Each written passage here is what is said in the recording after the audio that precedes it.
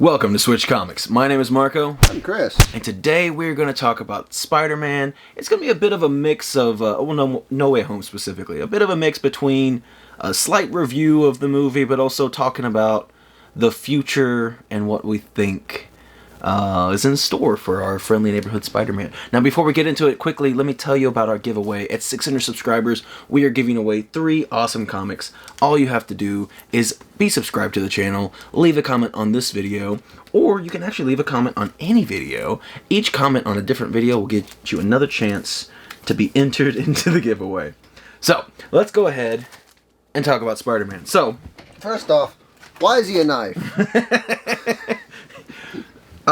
Spoilers. Spoilers, yeah, we're going full into spoilers. Man, it was overall, weird when Andrew Garfield pulled out a knife that was shaped like Spider-Man and stabbed the lizard. So overall, well, going into it, we heard a lot of things because we didn't get to see it until Monday. So there are obviously a lot of people, and this was actually, I think, the second biggest. I think it beat Infinity War. And that's wild. For its opening weekend. So I mean, a lot of people saw this movie very quickly, and with that being said, there was a lot of talk, a lot of hype. People were saying best Spider-Man movie ever, not just, best one of this trilogy, but best one of all the Spider-Man movies, maybe best Marvel movie ever, all these wild claims. And honestly, I hate when people say that because it inherently raises my expectations, and even when the movie's really good, it's still not the best movie ever. So it's like, it doesn't feel like it hit the mark. And I don't know how much of that is true. I'd say top 5 Marvel movie, I don't know. I need to sit down and maybe try best to make live action Spider movie. Maybe we'll make a list at some point. I don't think it is. In my opinion, I don't know if it is the best Spider-Man movie. I said best live action. I put that qualifier in because because Into the Spider-Verse is really good. Into the Spider-Verse is really good. Into the Spider-Verse is really good, but also, I mean, the Raimi movies are really good too. They are good. I do really like the Raimi movies. I don't know. I mean, it's definitely really solid. I don't want to sound like I'm negative or hating on the movie. I really enjoyed it. For me, I'm a big, I don't want to say a film buff, but I do like the behind the scenes. I enjoy the art of film. Yeah, I like the art of film and directing and all this and stuff. And I just got to say it, I don't think John Watts is a very good director. Like, he can, he gets everything together. Apparently, he's really good to work for. He has a good environment and everything. But, I think there's some weird cuts throughout, and some of it might be because there's so much going on, and, he's just trying to get through this already 2.5 hour long movie. Maybe it was supposed to be, with everything in it, it was like 3 hours or 3.5 or something, But, I would have rather it been a 3-hour movie, because sometimes it just feels like things were cut too quickly, but other times, like when Green Goblin is really, when Willem Dafoe is just killing it, it cuts away and is looking at other people, and it's like, no. He is the star of this right now, and you need to give him attention. But also, I felt, and this might be part of the time that we live in, it's hard to say, obviously they want to keep a lot of secrets in the movie, but also there's a lot of flight restrictions and this and that and everything going on in the world. So it felt like the whole thing was filmed very much like, this camera is just looking at you right now, and this camera's just looking at this other person, and this camera's just at this other person. It didn't feel like there was any, group shots or big wide shots, and I don't know, I felt like some of that was kind of... They were just mostly CGI. Yeah, I felt like a lot of that was, lacking in the movie. As far as, a positive comment I'd like to say, movies like this, you always kind of fear that there's going to be too much nostalgia for nostalgia's sake. But this movie did a really good job of implementing that nostalgia stuff into the story in a really good way. Yeah, I agree with you. And I hate to sound... because I'm not trying to be pessimistic or sound mean, but I do feel like that is some of what also carried and boistered up a lot of the reviews, is people like, oh, I remember that guy and that guy. It's like... and they feel this... natural dopamine hit when they see them, and but it's like, no, these people weren't just there for you to have that feeling. They were there with narrative purpose. Oh yeah, they definitely did a good job. They had good character. This might be the best Green Goblin on screen. As much as you love Raimi's Green Goblin, he really did a good job. I don't know. See, that's what I mean, because like Green Goblin, even in the second, third movie, when he's just a ghost or whatever, man, he killed it. He really killed it in that. Was that the second or third movie? Third movie. Third movie's got a lot of good stuff in it. People don't like to talk about. You're like, oh, Venom was ugly, and he was, but Topher Grace did a good job, and a lot of other people in the movie. Anyway, favorite part of the movie, I think, was Daredevil's scene.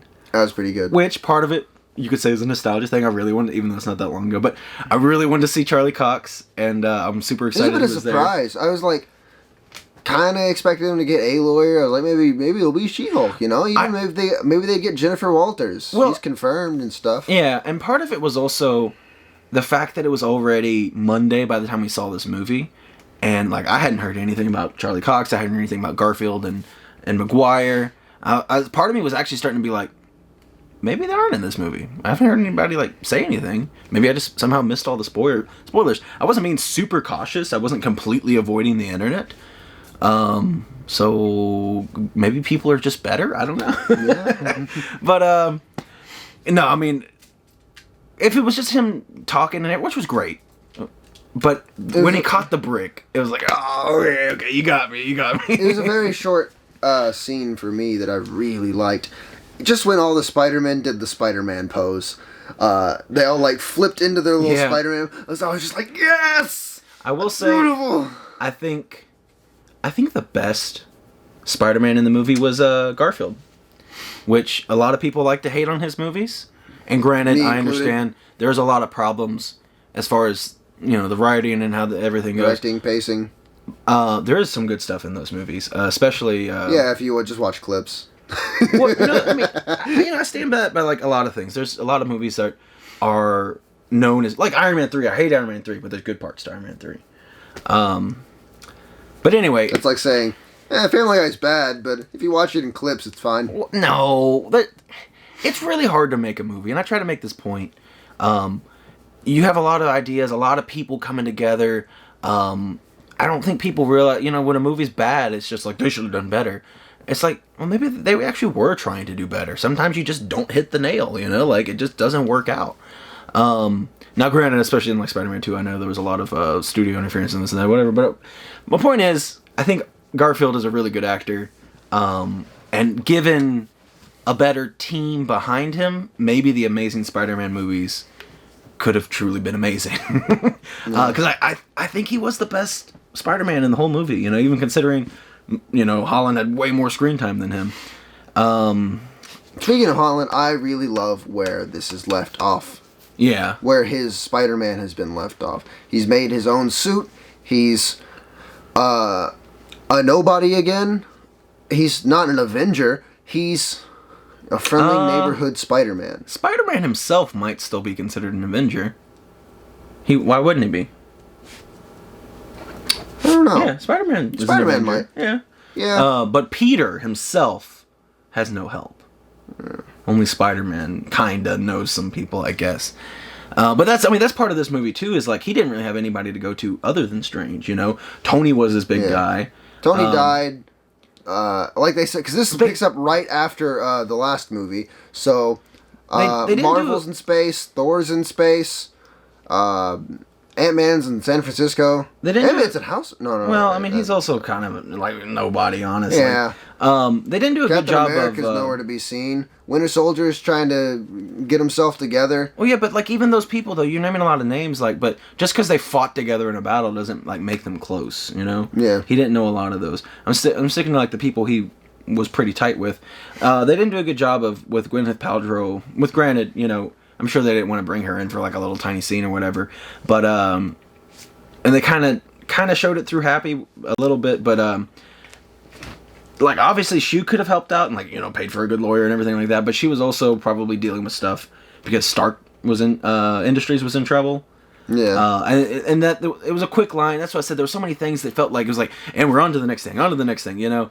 And they were like, you know, Spider-Man, or Peter Parker, you're clear of all charges, but Stark Industries, you're in trouble. And so like that was kind of them. I'm like, and Stark's not going to be able to. Although that might, hopefully, that gets to be a plot point in like She-Hulk or something. You know, I think that'd be interesting. Possibly, I don't. Because they kind of just left that open. Yeah, they didn't. They didn't. They just, like I said, they used it as a way to swat away the help of Stark Industries. Yeah. But I feel like there was one. Oh yeah, one thing that was kind of hard. Like, it was a quick comparison to Spider-Verse. It was really easy to see everybody in the fight scenes and everything because everyone's completely different characters. But this one was kind of hard. When they're swinging around, I'm like, which Spider-Man was that just hit this guy or did that thing or whatever? It's a little hard when they're all Spider-Man. Yeah. You could tell who Tom Holland was because he had the gold on him. That's about it. Yeah. But again, I felt like... And like, if you glanced, you could see Garfield's gold eyes. I felt like the cinematography in general... Were they yellow? Yeah, he had yellow eyes. I don't remember. But I feel like the cinematography could have been a lot better. Is my main issue with this movie in general. And some slight pacing issues. But other than that, had a lot of fun. Really loved it. But there was a lot of maybe unnecessary hype. Because, like, I don't even know... I don't think this movie was as good as Infinity War. But that's a topic for another day. Now, we're switching to the next portion. Unless you have anything else. Nothing else, right? Is that the next portion, villains? Yeah, but nothing else on this first part. I can't think. Okay. For as far as like, I want to pose the question of like, does this mean moving forward in the MCU with this Tom Holland Spider-Man, we're never going to see Doc Ock, Sandman, Green Goblin, Electro? Is he never going to have his own version of these characters? We talked a little bit about it. Yeah. My answer is, I don't think we need them. These are like the biggest Spider-Man villains, you know? But he's kind of like Batman in the sense that he has such a large rogues gallery that just pick one. Yeah, which got us to thinking... We got Kraven the Hunter, Chameleon. Yeah, we were thinking about like what's Hammerhead. Pop up next. Kingpin? And this is slight spoilers for Hawkeye, which you should watch. It's really good. Which we're going to do a video on tomorrow talking about Hawkeye in its totality. So, Kingpin, I was going to say Hawkeye. I'm just going to go by it real quick. I think this Kingpin that they put into Hawkeye has the potential to be an actual Spider-Man villain. I think that's all we really need to say. Going into when we knew the Kingpin was going to be in Hawkeye, I was like, okay, that's cool. I mean, it was more excited than that. But I was like, yeah, he'll be good for, Hawkeye and, maybe Yelena, obviously, Echo, and, these street-level heroes. He'll be a good villain. But I was like, this, D'Onofrio's version does not... He's not capable of fighting Spider-Man, It's just... He's too grounded and real. But after watching the finale for Hawkeye, I think he can fight Spider-Man now. I think he can. Like I said, that's all you really need to say. Yeah, which, like, I don't know. I think if you've seen Spider-Man, you probably, I don't know, maybe you didn't, maybe skipped over this part. But yeah, I think he's gonna be one. I really want to see Black Cat personally. Black Cat is probably my number one. Now, granted, I don't think she's gonna be the big villain of a movie. Maybe the Scorpion's also a possibility. Vulture potentially in the future as well. So one at a time. I think with Hawkeye, dang it, I keep saying all the wrong name. With Black Cat, she'll be like a problem at the beginning of the movie. Whatever, she's robbing a jewelry store and Spider-Man's there to stop her, but she gets away or whatever. I don't know, they kind of fight a little bit. And then, I don't know, whoever the real villain of the movie, Black Cat, comes back in and helps Spider-Man. Probably the mob. She's often fighting the mob. She's a troublemaker, so she's often fighting everybody, honestly. But, she's often stealing from the mob. Yeah, but, we already have to introduce Hammerhead. We already have what's his name, Scorpion. Kind of introduced. Yeah. I don't know if they plan on doing things with him still. What I was gonna say. Yes. I blanked out. Sorry. Mob, Tombstone. He's part of that, as well as Hammerhead. Yeah, I honestly do think there is going to be a large web of Kingpin villains under Kingpin. Yeah. So there usually is. Yeah, and I think a lot of those, like you said, Hammerhead and those kind of folk are going to be building up to Kingpin later on. But I'm trying to think. I really want to see Kraven too, actually, a lot. I don't know. Yeah. And also, I think sooner or later we will be switching them. I don't think that we're going to get Holland and whoever Miles is going to be running side by side, maybe at least for a little bit, but I think at one point it will be just a full transition into Miles and focusing on him. But I don't know, it's hard to say. I've heard different things. I've heard that Holland only has a contract for one more movie, but whatever. Yeah, they said that last time for like one more Spider-Man movie. This was supposed to be the last one, but then Holland's been set up more. He's been talking about, maybe it's time I give up and move on to other things, and blah blah blah. But you also got to understand, like, these actors lie through their teeth. They say a lot of things almost to get people off their backs.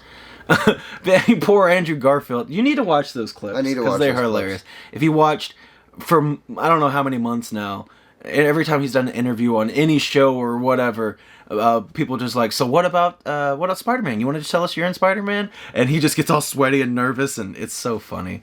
I hope they do more with Garfield. I hope Sony does some stuff with Garfield. I would like to see that. I wouldn't mind them doing another movie. Because they left his arc kind of incomplete. What I think would be cool to happen, if they animated Garfield and put him in the next Into the Spider-Verse. Yeah, I think that'd be cool. We forgot to mention one very important villain that's obvious. Venom. Oh yeah, the end credit scene. Forgot Venom's about coming. Venom. Venom's coming to the MCU. And I slightly predicted it. Got a few things wrong, but I said my theory was Venom and Spider-Man were going to clash. He's going to beat Venom, and then there's going to be a little ounce of symbiote left. I got that part right. But my point being is Black Suit's coming. All right.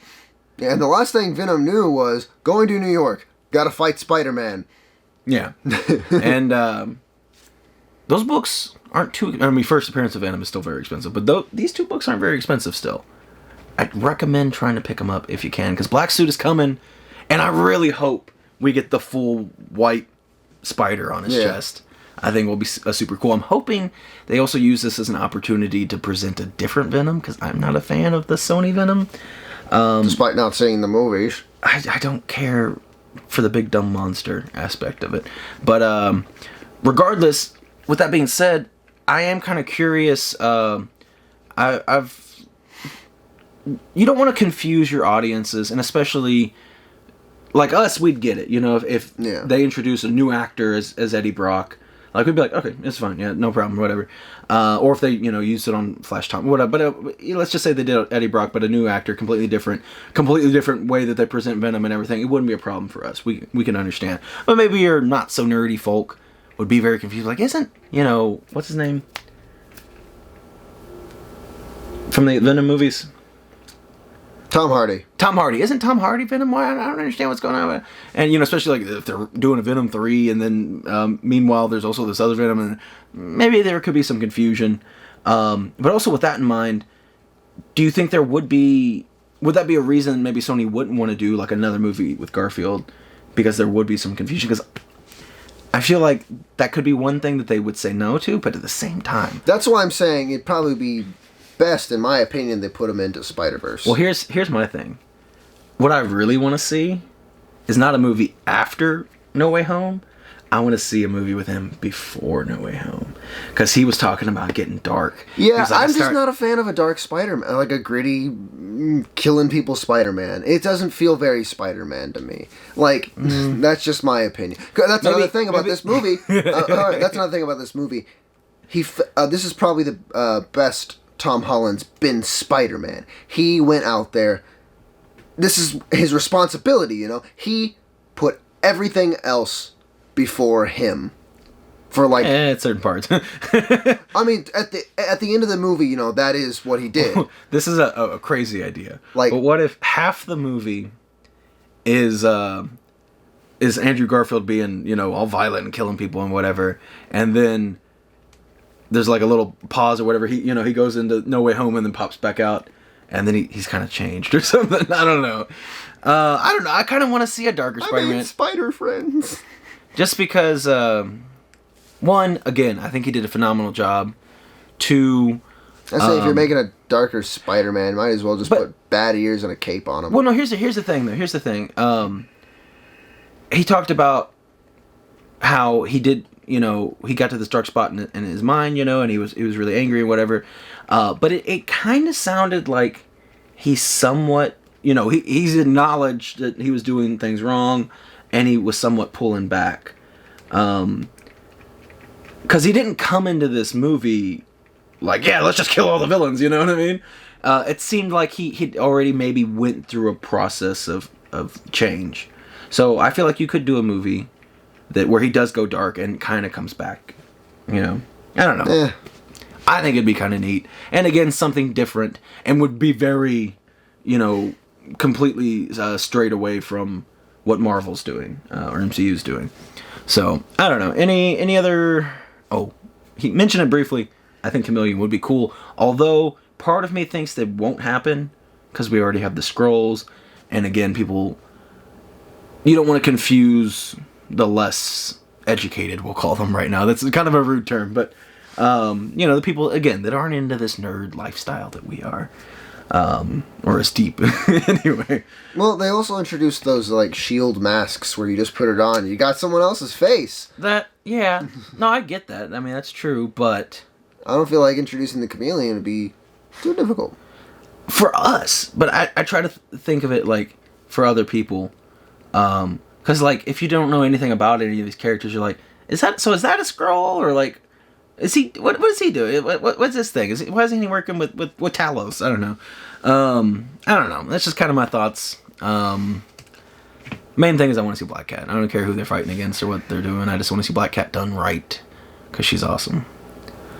And more Kingpin and more Daredevil and more Spider-Man. I want to see.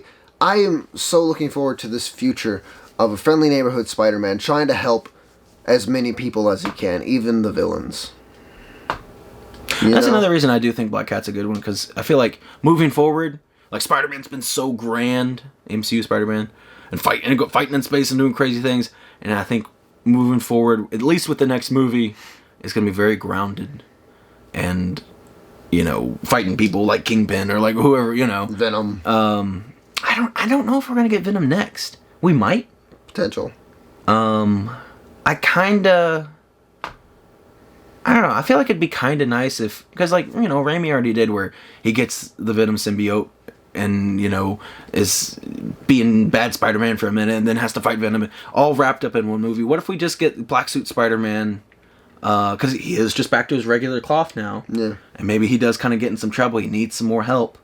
He gets the Venom symbiote. He's fighting like that for a while, but not immediately. Now we're going to fight Venom. You know what I mean? Maybe he has the black suit for a minute. Maybe, possibly. I don't know. But I think that's going to be it for today, unless you got anything else. Nope. But yeah, like I said, we will be back. I hope you're all having a great holidays. We'll be back tomorrow talking about Hawkeye. And then we'll be back the day after with our Christmas haul. So, like I said, whatever we picked up for Christmas, but also we got a little stash of other things as well. So it's going to be probably a decent amount of stuff to show off. But yeah, thank you all so much for watching, and we will see you next time. Adios.